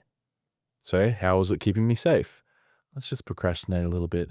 Let's just avoid, let's do nothing, Trav, for 5 weeks, which I did, which was great. But I could notice the and my missus called me out on it. She's like, babe, have you done that thing? Have you booked this thing? Have you booked your ADHD? Have you booked your eyesight? Like I got terrible eyes sometimes, so I need to get new glasses. Hadn't done any of it because all of it was lining up to my new identity that I'd avoided stepping into. So technically I was sabotaging because it still thought it needed to keep me safe. Because if I really do those things, well, here we go. Here's the perfect example. When I go and get my diagnoses, what if nothing changes? How terrifying is that to the old version of Travis? Like, what if you get diagnosed with this ADHD, this hybrid version, but you can't do anything about it and you just have to continue on how you have been, which has been a fucking struggle some days, and medication doesn't help it? How fucking defeating will that be? Let's avoid that. Let's never find out about that, so that you can see how you'll literally procrastinate, avoid, come up with excuses. One of the biggest things I see in a lot of very high level clients is they lie a lot, but little white lies. So it might be a client say, I'm like, hey bro, just make sure you set up that automatic payment. So blah, blah, blah. Didn't do it for a month. Like, hey brother, just letting you know you just missed a payment, blah, blah, blah. Every time I brought it up, some little fucking excuse, little lie. And I had to call him. I was like, bro, I'm going to have to call you out on this because you keep doing this. What is going on? Why have you not set up this automatic payment? And after a little bit of back and forward and feeling called out and terrified that I've seen exactly through his bullshit, it was like he felt more control when he was sending it. But the thing is, he was forgetting because he's so busy that in his mind, because the way he grew up with money, if it was automatically coming out, he didn't feel like he had control of it. That's insane you say that because I do all of my stuff manually. I don't like having it come There you automatically. go. Yeah, bro. And again, there's so many different nuances to it. It could be the father wound that's playing out because the father, the masculine is big around like making money and having control over it and leadership. But again, no diagnoses here, but it's more so just what I've experienced and what I've seen. And for myself, especially, yeah, I literally hated doing automatic payments because I was like, I want to be the one doing it. I have control. Then I know where it's all going because I was terrified that it was all just going to leave me. You know, I'm making all this money, but I'm like, oh fuck, I need to. But then there was part of me also that didn't like looking to see where I'd spent it. You don't like checking. I do now. I do it a lot. I do money meetings every week, but before that, let me just avoid seeing where all the money's going, eh? Yeah, no, I don't think you'll see me doing a money really many times soon. So yeah, bro, like the whole like sabotage and all these sort of things. It's absolutely comes with those fears of, and the what ifs. It's like, well, okay, yeah, there's a what if there, but what if it works out? I love how you said that. I mean, what good has ever come from like the phrase "what if"? What good's ever come from that? Nothing. Well, what if it works out? Because Oh, no one's yes. completed it the right way. They're like, Okay. what if it doesn't work out? That's what everyone keeps going to, because there's easier control over it not working I out. mean, that's that's obviously it's the mirror thing. It's changing how the question's asked, I guess. Can you look to the left or look to the right? You seen that Yeah. bus image where it's Yeah, like you look to yeah. the right, there's a fucking dark wall of shit. Yep. Like, oh, life sucks. There's this other guy over here looking out like, man, life's awesome. Now, I'm not all about toxic positivity or anything, because shit sucks sometimes, and Yeah. feel that. But also, Jesus Christ, like I said last year, in 10 years' time, I want to work with like NBA players and shit. I'm already like close to that in 1 year. Figure that out. What happens when you actually change your frequency as an energetic human being? This is not woo-woo, guys. It's literal science. We project a frequency out into the world. So when your emotions are tuned to happiness, joy, I can do this, confidence, let's fucking go, and you've worked through your bullshit, let's say, for a very, very simple example, when I go to car parks, I always find a car park. Yeah. Someone will just be pulling out. Everything works out for me. Even if it doesn't work out, I'm getting redirected to the right thing. Same thing with my athlete client. It didn't work out with the team we thought he was going to. But guess what? He went to a fucking better team 2 weeks later. I mean, that's so true. It's like I try and tell people, it's like, yeah, if you can be in a bad mood for no reason, be in a good mood for no reason. That can be hard sometimes in this day, and I get it. I understand why people might be like, the economy's fucked and all these things. It is. Absolutely. I'm not trying to bypass and spiritually bypass this shit, which I think a lot of people do in the spiritual world. But it's also like, hey, but there is a bright light. Mm. I know there is. I've been in your shit. I've worked it out by doing some really hard shit. It is easy to focus on the negative and sometimes miss the sunset that might just be to your right if you just open your eyes and actually have a look there. Bro, people love the feeling of not thinking it's going to work out because they don't have to deal with disappointment. But it's because they're so attached to the outcome. For me, I celebrate shit before it even happens. And I've been called out for being like, I hate when people, like try to celebrate shit before it even happens. It's fucking this, and this. And I'm like, I saw this Moldy influencer, this Kiwi, he's like, I just celebrate it anyway, because then I get the feeling of like it's happened for like a week. And if it doesn't work out, oh well. Like it's no skin off my nose. Fuck it. I'm going to tell my family and friends, but I am big on what I have done in the past is told the wrong people. Mm. And then the wrong energy and reflections are given to me and it kills it. If I tell the right people, the energy of it expands. The possibilities expand. And then that frequency, that energy that I'm given to it and that mindset and the shit that I'm doing, the tasks and the little menial things, the boring things, they lead to it actually working out and happening. It's like, yeah, like back to the whole, like, people being afraid to sort of take the leap, the fear sort of holding them back. I sort of came to the realization when I was in Sydney. I'm very big on sort of going for early morning, late night walks, play some music and stuff, just sort of let my thoughts go. Like it just hit me like a truck. And again, I told someone it didn't quite land, but I'm like, that's okay. Like it landed for me. And it was like the whole reasons, like, why are people afraid to sort of take the leap? What could be a more underlying thing? And then I got to thinking, it's like, comes down to like murder. Comes down to if you are going to, that the idea of killing someone, committing a heinous crime like murder, your brain's automatically like, that is unacceptable. I'm not going to do it.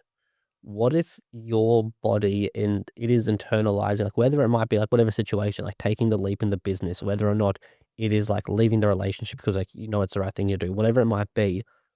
What if your brain and like your nervous system's like it's processing those same things as it is murder? Like it is looking at it like, okay, if you're gonna leave that, you are killing a part of you. If you were gonna take that leap, like it could kill you. Like it is drastically gonna change your life. Like you kill someone, your life's never the same. It's drastically changed. It's like look, I don't know if it makes sense. Like it made perfect sense to me in the moment, and it was just like, what if your brain, what if like your internals, what if the reason like we are so scared to sort of take the leap, take the thing, because our body is telling us we are killing somebody, and it is doing everything in our power to stop us committing what it views as such a heinous crime. Right. No, I feel you. I love that viewpoint from myself and for anyone listening, look, let's not take things too literal, obviously. But yeah, dude, I said to a client not too long ago that, you know, I've had those suicidal ideations. A lot of men do. Not to normalize it and make it okay. Well, actually, more so like the thought of it is it's very different. Like it's very nuanced. I don't want to go too far into it for people to be like, what the fuck are you talking about? Yeah. It's more so like, what if that thought that you had of killing yourself was killing the old self that's holding you back? It's a very different experience. And that for myself, that landed for me and him when we were talking about the hypotheticals and things like that and the deeper chats, which can be taken a little bit differently by the wrong person, or Yeah. sorry, the person in the wrong way who's in a different mindset. So I want to be careful with that sort of stuff. But yeah, dude, like it landed for him. He was like, holy fuck, dude. Like I've never thought about it that way, that it's not exactly, you know, like doing that horrible thing that a lot of blokes have to go through, or not have to go through, but have experienced and done. It's like, what if it was just me having to do the work and let go of that old self that's holding me back? Yeah. That's a very different experience of it. And that might change a lot of people's perspectives on it. It's like, oh shit, I don't hate myself. I just need to let go of what's got me to here and then accept that new version that wants to come in now. I mean, to sort of close us out now, sort of one final question for you. If we've only got the next 60 seconds, everything you've said on this podcast has been erased from the face of the internet. Anything you've ever told a client or posted online has been deleted. And we only had the next 60 seconds to get the compilation of the best of the technician. What would it be? I want you for a moment to really feel into what's true to you. What did you dream about as a little boy or a little girl? What have you put aside because everyone else told you couldn't do it? And then that's not okay. And something that a friend of mine brought up in our podcast, which was only a week or two ago, is just because you're good at something doesn't mean you should do it. It doesn't mean you have to do the thing just because you're talented at it and all these things and your parents and everyone else is telling you, oh, keep going with that thing. You're amazing at it. Do the thing that lights you up. I know there's something that when you wake up in the morning, you think about it over and over and over again. Please get after it because you do not want that pain of regret when you're sitting in that deathbed, because I had to experience it watching my grandfather last year passing. And he finally spoke up about how much he was struggling for so long. And he regretted not talking about it earlier. I don't want anyone to ever experience that.